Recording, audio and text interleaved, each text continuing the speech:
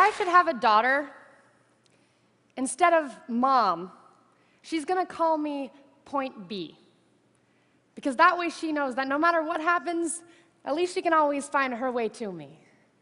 And I'm going to paint the solar systems on the backs of her hands. So she has to learn the entire universe before she can say, oh, I know that like the back of my hand. And she's going to learn that this life will hit you hard, in the face, wait for you to get back up just so it can kick you in the stomach. But getting the wind knocked out of you is the only way to remind your lungs how much they like the taste of air. There is hurt here that cannot be fixed by Band-Aids or poetry. So the first time she realizes that Wonder Woman isn't coming, I'll make sure she knows she doesn't have to wear the cape all by herself. Because no matter how wide you stretch your fingers, your hands will always be too small to catch all the pain you want to heal. Believe me, I've tried. And baby, I'll tell her, don't keep your nose up in the air like that. I know that trick. I've done it a million times. You're just smelling for smoke, so you can follow the trail back to a burning house so you can find the boy who lost everything in the fire to see if you can save him. Or else, find the boy who lit the fire in the first place to see if you can change him. But I know she will anyway, so instead, I'll always keep an extra supply of chocolate and rain boots nearby, because there is no heartbreak that chocolate can't fix. Okay, there's a few heartbreaks that chocolate can't fix, but that's what the rain boots are for, because rain will wash away everything if you let it. I want her to look at the world through the underside of a glass-bottom boat, to look through a microscope at the galaxies that exist on the pinpoint of a human mind, because that's the way my mom taught me, that there'll be days like this, there'll be days like this, my mama said, when you open your hands to catch and wind up with only blisters and bruises. When you step out of the phone booth and try to fly, and the very people you want to save are the ones standing on your cape. When your boots will fill with rain and you'll be up to your knees in disappointment, and those are the very days you have all the more reason to say thank you. Because there's nothing more beautiful than the way the ocean refuses to stop kissing the shoreline, no matter how many times it's sent away. You will put the wind in win some, lose some. You will put the star in starting over, and no matter how many landmines erupt in a minute, be sure your mind lands on the beauty of this funny place called life. And yes, on a scale from 1 to over-trusting, I am pretty damn naive, but I want her to know that this world is made out of sugar. It can crumble so easily, but don't be afraid to stick your tongue out and taste it.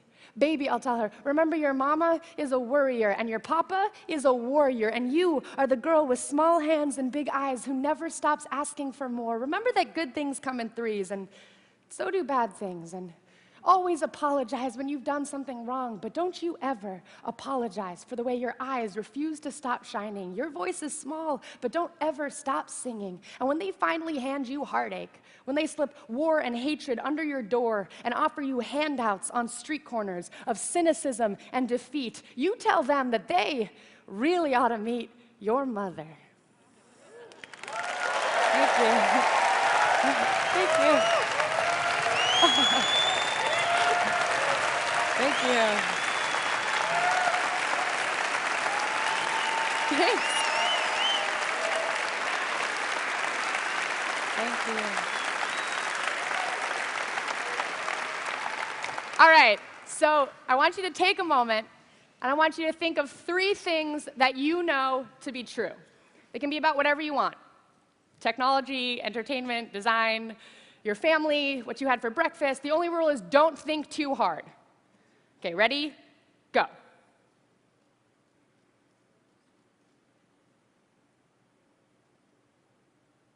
Okay, so here are 3 things I know to be true.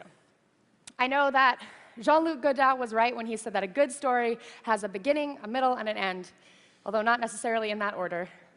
I know that I am incredibly nervous and excited to be up here, which is greatly inhibiting my ability to keep it cool. And I know that I have been waiting all week to tell this joke. Why was the Scarecrow invited to TED? Because he was outstanding in his field. I'm sorry. Okay, so these are 3 things I know to be true. But there are plenty of things that I have trouble understanding. So I write poems to figure things out. sometimes the only way I know how to work through something is by writing a poem. And sometimes I get to the end of the poem and look back and go, oh, that's what this is all about. And sometimes I get to the end of the poem and haven't solved anything, but at least I have a new poem out of it. Spoken word poetry is the art of performance poetry. I tell people it involves creating poetry that doesn't just want to sit on paper, that something about it demands it be heard out loud or witnessed in person. When I was a freshman in high school, I was a live wire of nervous hormones. And I was underdeveloped and overexcitable, and despite my fear of ever being looked at for too long, I was fascinated by the idea of spoken word poetry. I felt that my two secret loves, poetry and theater, had come together and had a baby I needed to get to know. So I decided to give it a try. My first spoken word poem, packed with all the wisdom of a 14-year-old, was about the injustice of being seen as unfeminine. The poem was very indignant and mainly exaggerated, but the only spoken word poetry that I had seen up until that point was mainly indignant, so I thought that that's what was expected of me. The first time that I performed, the audience of teenagers hooted and hollered their sympathy, and when I came off stage, I was shaking. I felt this tap on my shoulder, and I turned around to see this giant girl in a hoodie sweatshirt emerge from the crowd. She was maybe 8 feet tall and looked like she could beat me up with one hand, but instead she just nodded at me and said, "Hey, I really felt that, thanks." And lightning struck. I was hooked. I discovered this bar on Manhattan's Lower East Side that hosted a weekly poetry open mic, and my bewildered but supportive parents took me to soak in every ounce of spoken word that I could. I was the youngest person there by at least a decade, but somehow the poets at the Bowery Poetry Club didn't seem bothered by the 14-year-old wandering about. In fact, they welcomed me. And it was here, listening to these poets share their stories, that I learned that spoken word poetry didn't have to be indignant. It could be fun or painful or serious or silly. The Bowery Poetry Club became my classroom and my home, and the poets who performed encouraged me to share my stories as well. Never mind the fact that I was 14, they told me, write about being 14. So I did, and stood amazed every week when these brilliant, grown-up poets laughed with me and groaned their sympathy and clapped and told me, hey, I really felt that too. Now, I can divide my spoken word journey into 3 steps. Step 1 was the moment I said, I can do this. And that was thanks to a girl in a hoodie. Step 2 was the moment I said, I will continue. I love spoken word. I will keep coming back week after week. And step 3 began when I realized that I didn't have to write poems that were indignant if that's not what I was. There were things that were specific to me. And the more that I focused on those things, the weirder my poetry got, but the more that it felt like mine. It's not just the adage, write what you know. It's about gathering up all of the knowledge and experience you've collected up to now to help you dive into the things you don't know. I use poetry to help me work through what I don't understand, but I show up to each new poem with a backpack full of everywhere else that I've been. When I got to university, I met a fellow poet who shared my belief in the magic of spoken word poetry. And actually, Phil K. and I, coincidentally, also share the same last name. When I was in high school, I had created Project Voice as a way to encourage my friends to do spoken word with me. But Phil and I decided to reinvent Project Voice, this time changing the mission to using spoken word poetry as a way to entertain, educate, and inspire.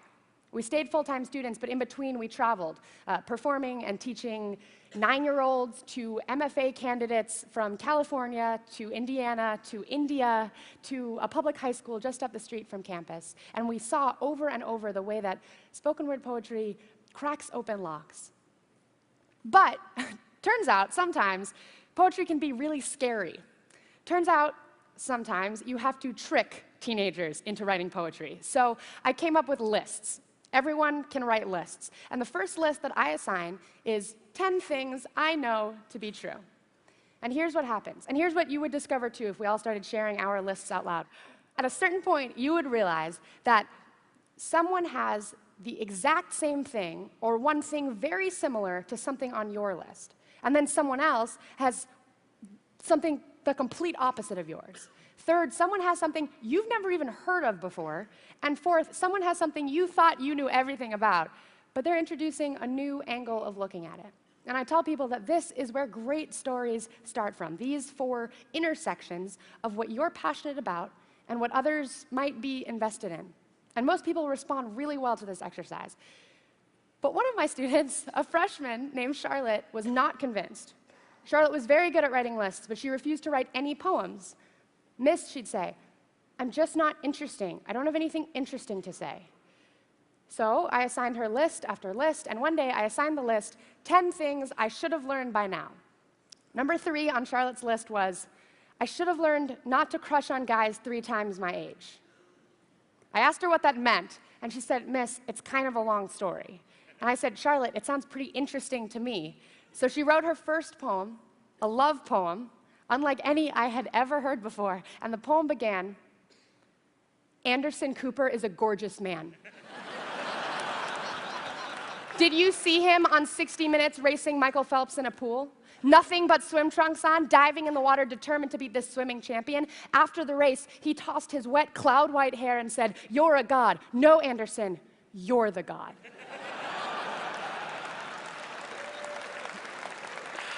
So, now, I know that the #1 rule to being cool is to seem unfazed, to never admit that anything scares you or impresses you or excites you. Somebody once told me it's like walking through life like this.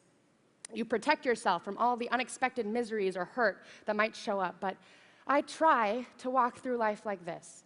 And yes, that means catching all of those miseries and hurt, but it also means that when beautiful, amazing things just fall out of the sky, I am ready to catch them. I use spoken word to help my students rediscover wonder, to fight their instincts to be cool and unfazed, and instead actively pursue being engaged with what goes on around them so that they can reinterpret and create something from it. It's not that I think that spoken word poetry is the ideal art form. You know, I'm always trying to find the best way to tell each story. I write musicals, I make short films alongside my poems, but I teach spoken word poetry because it's accessible. Not everyone can read music or owns a camera, but everyone can communicate in some way, and everyone has stories that the rest of us can learn from.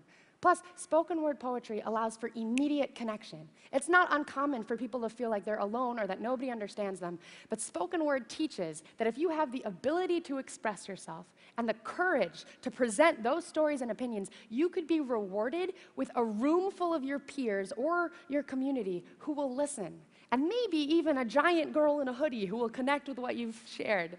And that is an amazing realization to have, especially when you're 14.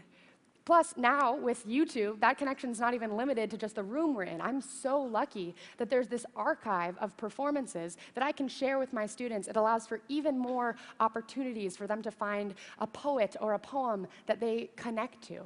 Now, it is tempting, once you've figured this out, it is tempting to keep writing the same poem or keep telling the same story over and over once you've figured out that it will gain you applause. It's not enough to just teach that you can express yourself. You have to grow and explore and take risks and challenge yourself. And that is step 3, infusing the work you're doing with the specific things that make you you, even while those things are always changing. Because step 3 never ends.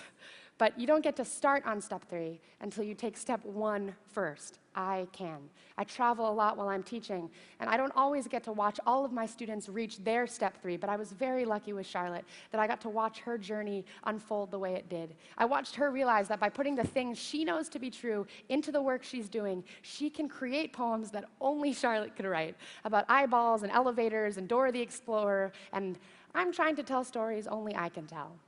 Like this story. I spent a lot of time thinking about the best way to tell this story, and I wondered if the best way was going to be a PowerPoint or a short film, and where exactly was the beginning or the middle or the end. And I wondered whether I'd get to the end of this talk and finally have figured it all out, or not. And I always thought that my beginning was at the Bowery Poetry Club, but it's possible that it was much earlier. In preparing for TED, I discovered this diary page in an old journal. I think December 54th was probably supposed to be 24th. It's clear that when I was a child, I definitely walked through life like this. I think that we all did. I would like to help others rediscover that wonder, to want to engage with it, to want to learn, to want to share what they learned, what they've figured out to be true, what they're still figuring out. So I'd like to close with this poem. When they bombed Hiroshima, the explosion formed a mini supernova. So every living animal, human, or plant that received direct contact with the rays from that sun was instantly turned to ash. And what was left of the city soon followed. The long-lasting damage of nuclear radiation caused an entire city and its population to turn into powder. When I was born, my mom says, I looked around the whole hospital room with a stare that said, this? Pfft, I've done this before. She says I have old eyes. When my grandpa Genji died, I was only 5 years old, but I took my mom by the hand and told her, don't worry, he'll come back as a baby. And yet for someone who's apparently done this already, I still haven't figured anything out yet. My knees still buckle every time I get on a stage. My self-confidence can be measured out in teaspoons, mixed into my poetry, and it still always tastes funny in my mouth. But in Hiroshima, some people were wiped clean away, leaving only a wristwatch or a diary page. So no matter that I have inhibitions to fill all my pockets, I keep trying, hoping that one day I'll write a poem I can be proud to let sit in a museum exhibit as the only proof I existed. My parents named me Sarah, which is a biblical name. In the original story, God told Sarah that she could do something impossible, and she laughed. Because the first Sarah, she didn't know what to do with impossible, and me, well, neither do I. But I see the impossible every day. Impossible is trying to connect in this world, trying to hold on to others while things are blowing up around you, knowing that while you're speaking, they aren't just waiting for their turn to talk. They hear you. They feel exactly what you feel at the same time that you feel it. It's what I strive for. Every time I open my mouth, that impossible connection. There's this piece of wall in Hiroshima that was completely burnt black by the radiation. But on the front step, a person who was sitting there blocked the rays from hitting the stone. The only thing left now is a permanent shadow of positive light. After the A-bomb, specialists said it would take 75 years for the radiation-damaged soil of Hiroshima City to ever grow anything again. But that spring, there were new buds popping up from the earth. When I meet you, in that moment, I'm no longer a part of your future. I start quickly becoming part of your past. But in that instant, I get to share your present, and you get to share mine. And that is the greatest present of all. So if you tell me I can do the impossible, I'll probably laugh at you. I don't know if I can change the world yet, because I don't know that much about it, and I don't know that much about reincarnation either. But if you make me laugh hard enough, sometimes I forget what century I'm in. This isn't my first time here. This isn't my last time here. These aren't the last words I'll share. But just in case, I'm trying my hardest to get it right this time around. Thank you. Thank you. Thank you. Thank you.